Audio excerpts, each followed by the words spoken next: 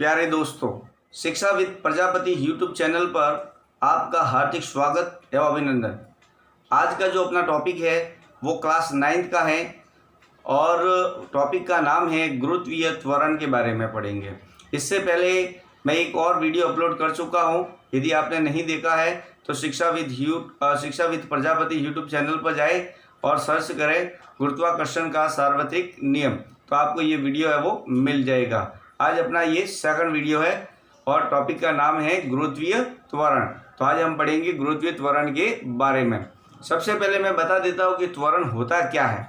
त्वरण को ए से डिनोट किया जाता है, ए से दर्शाते हैं त्वरण को, और गुरुत्वीय त्वरण जो होता है उसे जी से दर्शाते, स्मॉल जी से दर्शाया जाता है। ठीक है, सबसे पहले देखते हैं त्वरण किसे कहते हैं। त्वरण की परिभाषा क्या? वेग में परिवर्तन की दर को क्या कहते हैं? त्वरण। वेग में परिवर्तन की दर को क्या कहते हैं? त्वरण। त्वरण का सूत्र हो जाएगा, आपको ज्ञात करना हो तो त्वरण को ए से डिनोट किया जाता है और v minus you upon T, जहाँ जो v है वो अंतिम वेग है और u है वो प्रारंभिक वेग है और t है वो उसका समय है। यदि आपको प्रारंभिक वेग या इन तीनों में से 3 इकाई आपको 4 है त्वरण ज्ञात करना है, तो यदि आपको अंतिम वेग, प्रारंभिक वेग और समय दे रखा तो आप है वो त्वरण है वो ज्ञात कर सकते हैं। ठीक है, तो आज अपना जो वीडियो है वो है आपका गुरुत्वीय त्वरण। गुरुत्वीय त्वरण किसे कहते हैं पहले समझिए आप। त्वरण किसे कहते हैं? त्वरण का मतलब होता है वेग में परिवर्तन की दर। वेग में परिवर्तन की दर को क्या कहते हैं? त्वरण।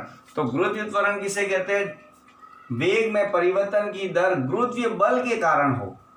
वेग में परिवर्तन किसके कारण हो? गुरुत्वीय बल के कारण हो, तो इसे गुरुत्वीय त्वरण कहते हैं। क्लियर हो गया? वेग में परिवर्तन की दर त्वरण, और वेग में परिवर्तन की दर यदि गुरुत्वीय बल के कारण अगर होता है तो उसे कहते हैं गुरुत्वीय त्वरण, और गुरुत्वीय त्वरण को स्मॉल जी से दर्शाया जाता है। क्लियर? अब आगे देखिए, इसके फॉर्मूला निकाल लेते हैं अपन, गुरुत्वीय त्वरण वगैरह पूरा। न्यूटन गति का द्वितीय नियम। न्यूटन गति का द्वितीय नियम क्या कहता है? F = ma, अर्थात बल द्रव्यमान और त्वरण के गुणनफल के बराबर होता है। ये न्यूटन गति का द्वितीय नियम है। तो लिखा न्यूटन गति के द्वितीय नियम से F क्या हो जाएगा आपके ma। लेकिन अपने को यहाँ पर a क्या है? त्वरण है, लेकिन अपन क्या पढ़ रहे हैं? गुरुत्वीय त्वरण, इसलिए a बराबर त्वरण क्या हो जाएगा? g। a बराबर क्या हो जाएगा? g। तो F बराबर क्या हो जाएगा? mg। समीकरण नंबर फर्स्ट। क्लियर?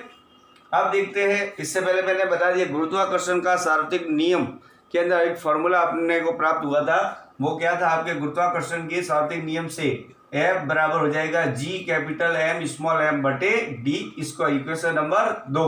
देखिए यहाँ पर F बराबर mg और F बराबर ये दोनों को अपन बराबर रख सकते हैं समीकरण 1 और 2 से। mg बराबर Gm capital M small m बटे d स्क्वायर। m से अब क्या हो जाएगा? कट जाएगा, तो g का मान बराबर क्या आ जाएगा? Gm upon d square. Clear है? अब इस फॉर्मूले में देखिए आप, यदि d का मान बढ़ेगा, d क्या है यहाँ पर? पृथ्वी वस्तु की पृथ्वी के केंद्र से क्या है? दूरी, जबकि m क्या है? पृथ्वी का द्रव्यमान। क्लियर है? यदि इस फॉर्मूले के अंदर देखिए, यदि d का मान अर्थात पृथ्वी से केंद्र की दूरी अगर बढ़ेगी तो g का मान क्या होगा? घटेगा, क्योंकि हर में जब d का मान बढ़ेगा तो g का मान क्या होगा? कम होगा। क्लियर? अब देखिए आगे, यदि पृथ्वी की त्रिज्या r है तो पृथ्वी के सतह पर गुरुत्वीय त्वरण अपन यहाँ मान लेते हैं, जो ये फॉर्मूला नंबर आया है ये मान लेते हैं अपन थी। तो यहाँ पर आपको क्या करना है? d बराबर क्या रखना है? r। r क्या है आपके? यहाँ पृथ्वी की त्रिज्या है। यदि पृथ्वी की त्रिज्या r है तो पृथ्वी के सतह पर गुरुत्वीय त्वरण GS, S बोलो सरफेस, पृथ्वी की सतह पर गुरुत्वीय त्वरण क्या हो जाएगा? यहाँ आपको क्या रखना है? d की जगह क्या रखना है? r। ठीक है, तो Gm upon r square. Clear? देखते हैं गुरुत्वीय त्वरण का मान कितना होता है। पृथ्वी की सतह पर गुरुत्वीय त्वरण का जो मान अगर पूछा जाए तो आपको याद रखना 9.8 मीटर प्रति सेकंड स्क्वायर। पृथ्वी की सतह पर गुरुत्वीय त्वरण का मान कितना होता है? 9.8 मीटर प्रति सेकंड स्क्वायर। क्लियर है? तो आपको बता देता हूं, वेग का मात्रक हो जाएगा आपका, वेग का मात्रक हो जाएगा मीटर प्रति सेकंड, जबकि गुरुत्वीय त्वरण का जो हो जाएगा, त्वरण का मात्रक हो जाएगा आपके मीटर प्रति सेकंड स्क्वायर। याद रखना भैया, वेग का क्या होता है मीटर प्रति सेकंड, जबकि गुरुत्वीय त्वरण का क्या होता है मीटर प्रति सेकंड स्क्वायर। क्लियर है। अब देखिए आगे, सपोज दैट ये अपनी क्या है पृथ्वी है, क्या है पृथ्वी है, ठीक है। और ये अपने क्या है आपके ध्रुव, उत्तरी ध्रुव दक्षिणी ध्रुव। क्लियर है। और ये आपकी क्या है पृथ्वी की त्रिज्या, ये भी क्या है आपकी त्रिज्या, ये ध्रुव। कहने का मतलब जब ध्रुव से अपन ध्रुव से विषुवत रेखा कह सकते हैं, यहाँ पर 0 डिग्री अक्षांश कह सकते हैं, भूमध्य रेखा कह सकते हैं, ठीक है, और विषुवत रेखा भी कह सकते हैं, तीनों नाम एक ही है। यदि अपन ध्रुवों से विषुवत रेखा की तरफ आते हैं, ध्रुवों से विषुवत रेखा की तरफ आते हैं तो क्या होगा, त्रिज्या है वो बढ़ेगी।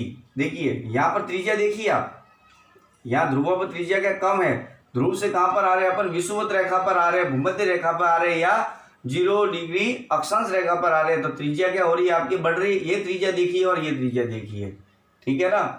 तो त्रिज्या क्या होती है बढ़ती है। इस कारण से ध्रुवों पर विषुवत रेखा या भूमध्य रेखा या 0 डिग्री अक्षांश रेखा की तुलना में ध्रुवों पर गुरुत्वीय त्वरण का मान अधिकतम होता है, ठीक है। सर्वाधिक जो होता है गुरुत्वीय त्वरण का मान कहाँ होता है, वो ध्रुवों के अंदर होता है। क्लियर। देखो कोई समस्या है तो आप कमेंट करके बता सकते हैं, और वीडियो अगर अच्छा लगे आपको तो लाइक शेयर और सब्सक्राइब करना ना भूलें। थैंक यू, धन्यवाद।